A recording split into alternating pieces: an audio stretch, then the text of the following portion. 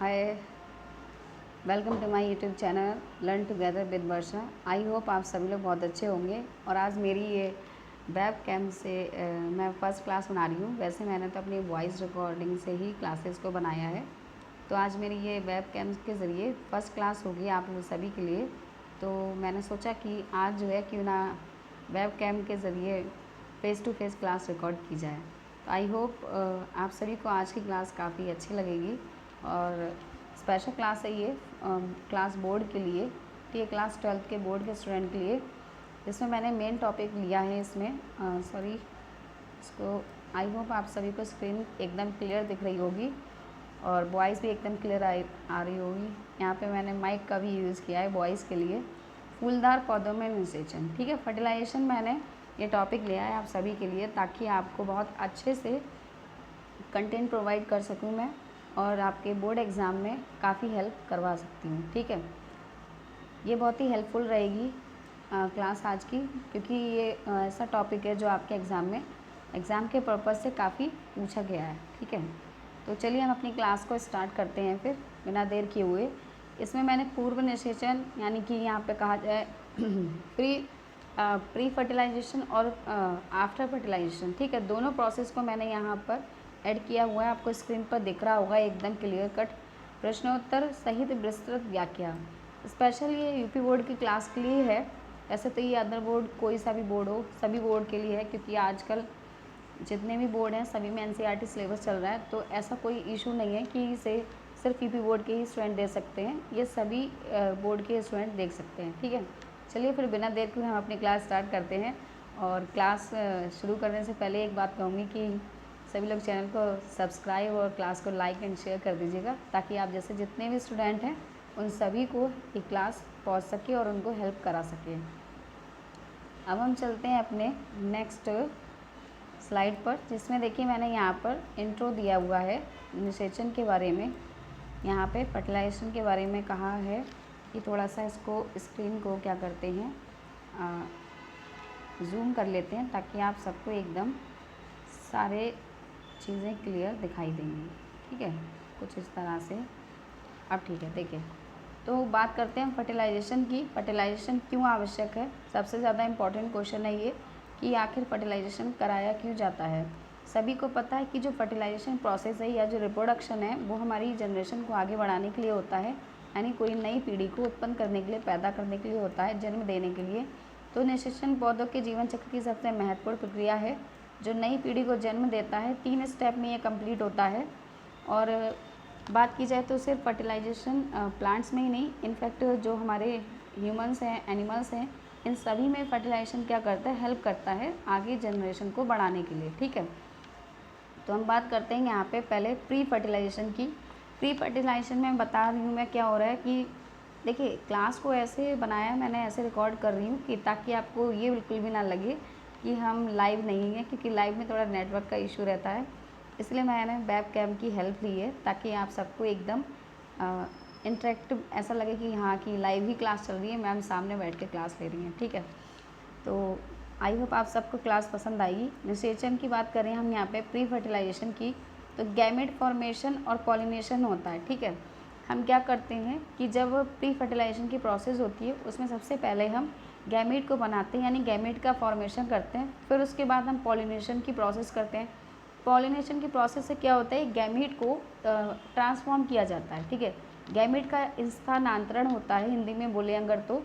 फिर second thing यहाँ पे निषेचन को देखिए, फिर क्या करते हैं यहाँ पे द्विगुण निषेचन प्रक्रिया कंप्लीट होती है, जिसमें मेल गैमेट और फीमेल गैमेट आपस में क्या करते हैं, संनिगमन करते हैं, यानी सिनगैमी करते हैं, जिसकी हेल्प से जाइगोट बनता है और जाइगोट बनने के बाद एक एम्ब्रियो का डेवलपमेंट होता है। ठीक है, अब बात करते हैं लास्ट स्टेप की, जो है आफ्टर फर्टिलाइजेशन।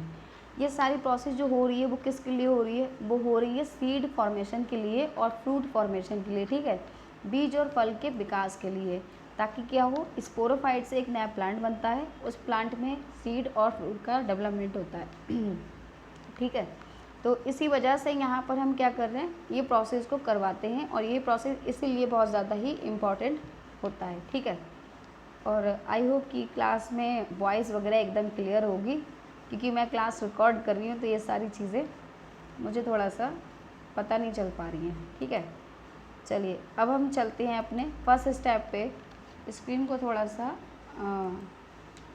क्या करते हैं, जूम कर लेते हैं ताकि आपको हेल्प पूरी कोशिश करूँगी कि क्लास आपके लिए एकदम डिजिटल और अट्रैक्टिव हो, ताकि आप लोगों को नोट्स बनाने में कोई भी प्रॉब्लम ना आए। ठीक है, और ये पीडीएफ आपको अगर अच्छी लगे और आपको ये पीडीएफ चाहिए तो मेरे चैनल पर सब्सक्राइब कर लीजिएगा और मुझसे कांटेक्ट कर लीजिएगा। मैं आपको पीडीएफ जो है प्रोवाइड करा दूँगी। ठीक है, जो भी प्रॉब्लम है आपकी या कोई डाउट है, क्वेरी है, प्लीज़ मुझे कमेंट करके बताइएगा, तभी मैं आपकी प्रॉब्लम का सॉल्यूशन कर सकती हूँ। ठीक है, नेक्स्ट देखिए पूर्व निषेचन। अब हम बात करते हैं प्री फर्टिलाइजेशन के होने वाली घटनाएं। ठीक है, अब स्टेप देखिए, इसमें जो प्री फर्टिलाइजेशन में होते हैं ये घटनाएं कौन सी हैं? ये भी घटनाएं होती हैं जो क्या होता है, फर्टिलाइजेशन से पहले होती हैं, निषेचन से पहले। जैसे कि मान लीजिए गैमेट का फॉर्मेशन, जो निषेचन के बाद नहीं होगा, फर्टिलाइजेशन के बाद नहीं होता है, वो फर्टिलाइजेशन से पहले होता है। ठीक है, तो ये चीज़ें मेरे ख्याल से आपको समझ आ गई होंगी कि पूर्व निषेचन घटनाएं वे प्रक्रियाएं हैं जो निषेचन से पहले होती हैं और इसके लिए आवश्यक भी हैं। अब बात करते हैं हम गैमेट फॉर्मेशन की। गैमेट फॉर्मेशन की बात करें तो मैंने अभी बताया आपको कि गैमेट फॉर्मेशन में सबसे इम्पॉर्टेंट थिंग कि जो मेल गैमेट है, यहाँ पर देखिए जो मेल गैमेट होता है, इसके अगर फर्स्ट सेल की बात करें तो ये पीएमसी होता है। फर्स्ट सेल की अगर हम बात करें बच्चों तो क्या होता है, पीएमसी, यानी कि प्राइमरी मदर सेल या फिर कहा जाए पॉलिन मदर सेल, यानी पराग मात्र कोशिका। ठीक है, अब ये पराग मात्र कोशिका यहाँ पे देखा जाए कहाँ होती है, प्रथम सेल मानी जाती है इसको, जो पराग कण होते हैं उनमें। ठीक है, पराग कण कहाँ होते हैं, पराग कोश में और पुंकेसर में। अब पुंकेसर किसको कहना है, अगर हम कलेक्शन ऑफ स्टैमन की बात करें, ठीक है, आपने देखा होगा वहाँ पे गुलड़ के फूल में आपने देखा भी होगा, गुलड़ का जो फ्लावर है उसमें बहुत सारे छोटे छोटे येलो कलर के गुच्छे में, बंचेस में होते हैं पुंकेसर, जो कि क्या कहलाते हैं, मेल कहलाते हैं। और इनकी यूनिट इनके अंदर, यानी जो पुंकेसर का यहाँ पे देखिए कुछ इस तरीके से, यहाँ पे थोड़ा सा डायग्राम नहीं बन रहा, क्या हो गया अभी, डायग्राम में कोई कमी आ गई है, एक सेकंड बस। अरे चलिए यहाँ पे दिखाते हैं। इस तरीके से यहाँ पे देखिए ये मेल पार्ट होता है और इसके अंदर देखिए यहाँ पे ये परागकण होते हैं। ठीक है, परागकण इसके अंदर होते हैं और यहाँ पे हम आपको दिखाते हैं येलो कलर से कुछ इस तरीके से छोटे छोटे परागकण। ये एंथर है और ये फिलामेंट है, जो इन दोनों को जोड़ता है आपस में, वो एक कनेक्टिव टिश्यू होता है। ठीक है, जिसकी हेल्प से यहाँ पर ये द्विपालित होते हैं। पर जो यहाँ पे एंथर का डायग्राम है जो मैंने आपको बना के दिखाया है, ये एंथर बाइलोब्ड होता है, समझ रहे हैं ना आप लोग, कैसा होता है, द्विपालित होता है, यानी दो पाली में बटा हुआ होता है। और इस प्रत्येक पाली में दो लघु बीजाणु धानियाँ होती हैं, हम आगे चल के समझेंगे इसको। ठीक है, अब बात करते हैं मेल गैमेट की। तो मेल गैमेट क्या होता है, ओवम होता है, वो स्त्री केसर में बनते हैं, यानी जो एम्ब्रियो सैक है वो स्त्री केसर में बनेगा। अब डिफरेंस भी आपको यहीं पर याद हो जाना चाहिए, है ना, जो दोनों के बीच का डिफरेंस है मेल और फीमेल का, वो भी आपको यहीं पर याद हो जाना चाहिए। अब यहाँ पे इरेज़र ले लेते हैं, चल रहा है, और इससे थोड़ा सा, हाँ ये थोड़ा यहाँ पे गड़बड़ हो गया है, इसको इरेज कर लेते हैं इसको। अब ठीक है, और अब मेरी पेंसिल कहाँ गई, ये रही।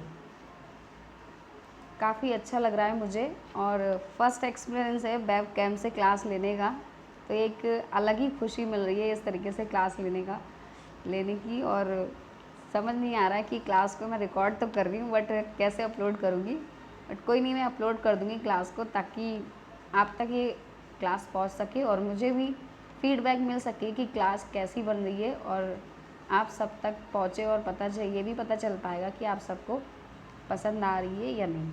ठीक है, चलिए अब हम चलते हैं। अभी मैंने आपसे कहा ये अंडाणु कहाँ बनते हैं, स्त्री केसर में बनते हैं। ओहो, पेंसिल नहीं आ रही है, ये रही। ठीक है, ये बात हमारी क्लियर हो गई एकदम। अब नेक्स्ट स्टेप पे चलते हैं, गैमीट फॉर्मेशन। ठीक है, ओ सॉरी, गैमीट ट्रांसफॉर्म। फॉर्मेशन हमने कर लिया, ये तो प्री फर्टिलाइजेशन से पहले की प्रोसेस थी। अब हम क्या करेंगे, गैमीट को ट्रांसफॉर्म करेंगे। ट्रांसफॉर्म मैंने बताया कि पॉलिनेशन की प्रोसेस से करते हैं। पॉलिनेशन में क्या होता है, जो परागकण होते हैं वो एक स्थान से, यानी जो परागकण होते हैं वो वर्तिकाग्र पर स्थानांतरित होते हैं, ट्रांसफॉर्म होते हैं, जो कि पॉलिनेशन कहलाता है। अब देखिए, परागकण द्वारा, परागकण किसका, जो परागण है उसके द्वारा जो ये परागकण होते हैं, परागकण पुंकेसर के भाग हैं यानी मेल पार्ट है, तो पुंकेसर से स्त्री केसर के वर्तिकाग्र तक पहुँचते हैं। समझ रहे हैं आप लोग। तो ये हो गया गैमीट ट्रांसफॉर्म, इसको कहेंगे गैमीट ट्रांसफॉर्मेशन यानी गैमीट स्थानांतरण। ठीक है, तो हमने अब ये भी करा लिया। अब नेक्स्ट स्टेप में देखिए क्या है कि फूल की संरचना में मैंने आपको स्ट्रक्चर ऑफ फ्लावर की बहुत अच्छे से क्लास बनाई है, और इनफैक्ट मैंने वो क्लास लाइव ली थी। अब बट लाइव में थोड़ा नेटवर्क इशू रहता है तो थोड़ा सा उसमें दिक्कत आ रही है। फिर से मैं सोच रही हूँ कि आपके लिए एक रिकॉर्ड क्लास बना दूँ, इसीलिए स्ट्रक्चर ऑफ फ्लावर की, और वो मैं जहाँ तक हूँ जल्दी ही बनाऊँगी आप सभी के लिए। ठीक है, तो उसमें क्या होता है, स्ट्रक्चर ऑफ फ्लावर में पुंकेसर मेल पार्ट की बात कर लें यानी नर भाग हो गया वो, और स्त्री केसर किसको कहेंगे हम, मादा भाग। ठीक है, स्त्री मीन्स आप सभी जानते हैं एक लेडी होती है, महिला होती है, तो स्त्री का मीन्स मादा भाग से जुड़ा हुआ है यानी फीमेल पार्ट। ये क्या होते हैं, मुख्य रिप्रोडक्टिव अंग होते हैं। ठीक है, मेन रिप्रोडक्टिव ऑर्गन होते हैं। वैसे भी मैंने बताया था कि स्ट्रक्चर ऑफ फ्लावर में प्राथमिक जनन अंग और द्वितीय जनन अंग होते हैं, या फिर कहा जाए सहायक जनन अंग।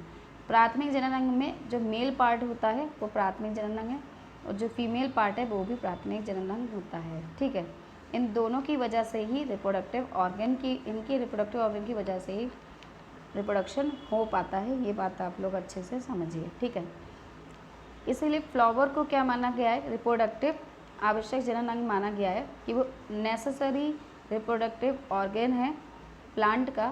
क्योंकि अगर कहा जाए कि फ्लावर प्लांट में नहीं होगा तो वो प्लांट क्या होगा, इनकम्प्लीट बना रहता है, अपूर्ण।